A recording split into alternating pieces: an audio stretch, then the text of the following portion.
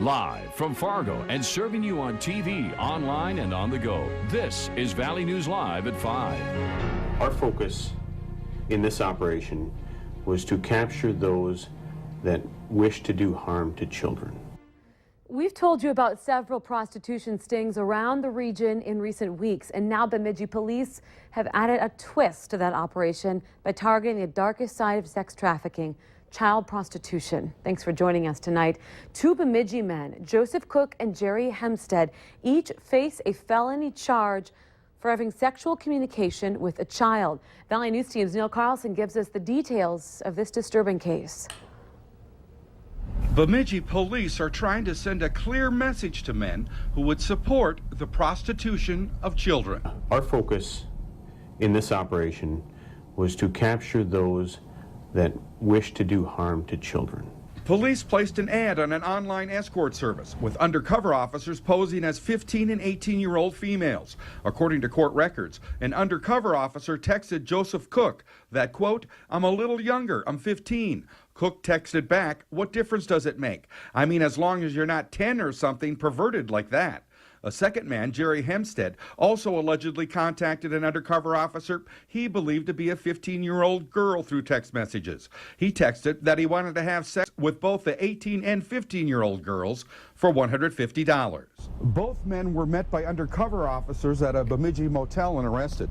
Chief Maston says the reason they targeted the potential customers of children is that children are unwilling participants in the sex trade. The participants in this type of activity, typically juveniles, are not willing participants. Most are subject to abuse, neglect, and torture, and that is not acceptable to us. Since both of the men arrested now face the possible serious consequences of a felony arrest, Chief Maston says he hopes it sends a clear message to potential customers of child prostitutes. In Bemidji, Neil Carlson, Valley News Live. Two other men were also arrested for soliciting sex from the woman during the sting operation. Stephen Radson of Apple Valley and Patrick Walker of Alexandria each face one count of soliciting prostitution. Now, if you ever need help uncovering fraud or corruption in your community, call our whistleblower hotline and we'll do our best to get to the bottom of it. Call 701-237-6576 and a member of our investigative team will get on the case. It is another beautiful day out there in the valley, with the exception of a few more clouds than normal.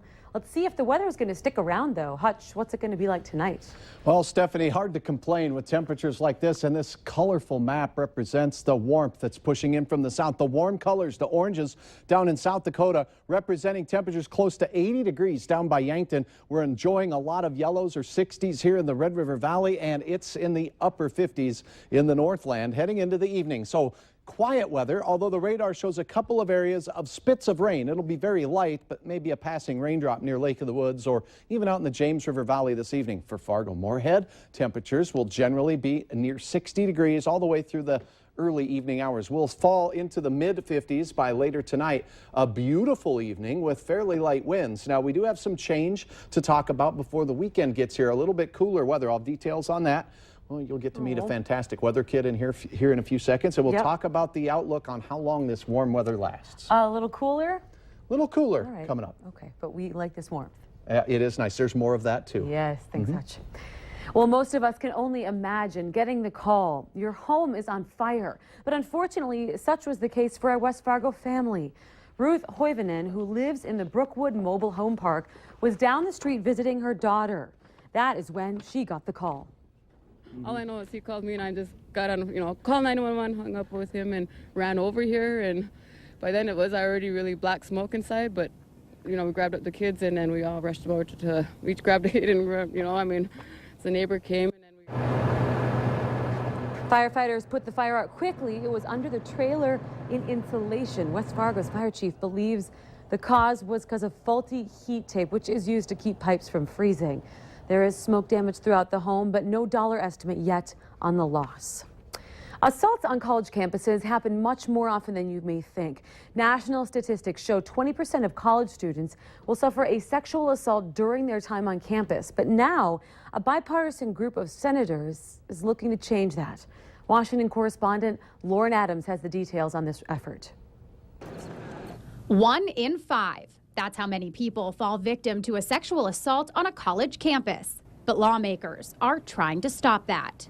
This is, I think, will help every university. Republican Senator Shelley Moore Capito is one of a bipartisan group of senators who introduced the Campus Accountability and Safety Act, legislation that would hold colleges and universities accountable for reporting and addressing sexual assaults on campus. Some colleges and universities are way underreporting this crime for obvious reasons, because it would obviously be difficult for a recruitment tool. Democratic Senator Mark Warner is also signed on to the bill. In addition to holding schools accountable, the legislation would provide the victim of a sexual assault with a confidential advisor on campus who answers only to that victim.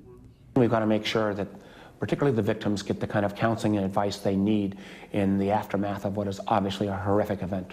The senators signed on to this legislation, spent a year and a half putting the bill together, and they didn't just get their ideas from here on Capitol Hill. They talked to victims, law enforcement agents, and colleges and universities from across the country. They say that will keep campuses safer and help families make an informed decision about what school to attend. It's important for a parent and a student who's looking at your university or college to know the safety aspects and the reaction aspects to a crime such as sexual assault. Now these lawmakers want the rest of their colleagues to get behind the bill. I think getting it passed would send a message all across America that our sons and daughters, when they go to college, ought to be able to be safe. From the Valley News Live Washington Bureau, I'm Lauren Adams.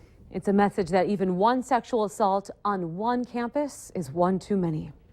And MSUM has taken an effort to create a safer campus environment by being the first campus in Minnesota to use the Blue Light app. It's a safety feature for mobile devices that enables users to send immediate distress signals to public safety and 911. The app can work off campus and be downloaded even if you're not an MSUM student. The app has an On My Way feature to let the caller know an officer is coming. And so far this school year, 3 sexual assaults have been reported on or near MSUM's campus. If you'd like to download the app, we have a link for you under the hot button on valleynewslive.com. Powdered alcohol has been given the green light by federal regulators. The substance, called Palcohol, is meant to be mixed in with water or other drinks. Now, the company that makes Palcohol hopes to begin selling it this summer, but several states have already moved to ban the product. Coming up tonight on Valley News Live at 6, we're going to take a look at where in North Dakota and Minnesota they're standing on this controversial drug. Minnesota's governor is facing some criticism for something Hillary Clinton recently admitted to, using a personal email account to perform government business.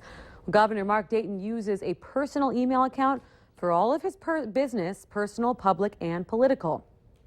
The Dayton administration says his AOL messages are secure and encrypted when they are received into the state system, and the governor says he's added 2 spyware programs for additional security. But some lawmakers say that's not enough. All emails sent by Minnesota legislators are private, even the public emails they send on taxpayer-funded computers. To some national news now, several people are in custody after 2 police officers were shot overnight in Ferguson, Missouri. SWAT teams surrounded this house before eventually taking 3 people into custody. Police say that they have been taken in for questioning, and in relation to the shooting, 2 officers were shot at the demonstration early yesterday, just hours after the resignation of the city's police chief. Both officers have since been released from the hospital, and they are expected to recover. March is National Athletic Training Month, and no matter the sport that you play and whether you do or not, trainers say that they are here to support all athletes. Athletic trainers help with anything from emergency situations to rehabilitation. For student athletes in multiple sports, trainers say nutrition and rest is key to keeping your body in the best health. Trainers from the area are also helping the North Dakota Special Olympics. We raise money for them by selling the gold medallions, where the athlete for $1 buys the gold medallion and puts their name on it, and then we stick it on the athletic training room wall, so that's their bragging rights for the month of March. Last year, they raised more than $1,900 for the Special Olympics. For more tips from trainers, head to valleynewslive.com and look for this story under our News tab. Some power lines are getting an inspection from a bird's eye view. Today, the CapEx 2020 is visually inspecting its transmission line by helicopter between Alexandria, Minnesota and west of Fargo. Helicopter flights enable crews to look for defects or missing accessories. Trouble spots will be identified and later repaired. CapX 2020 is a joint initiative of 11 transmission-owning utilities in Minnesota, North Dakota, South Dakota, and Wisconsin. Well, still ahead for us tonight, your child's pants could pose a fire hazard. We're going to tell you what you need to know about a recall. Some beautifully warm weather, although we did see some clouds across the valley today. It does look like a cooler close to our work week, but there's some warmth in that forecast as well. Hour by hour details are coming up right after this. You're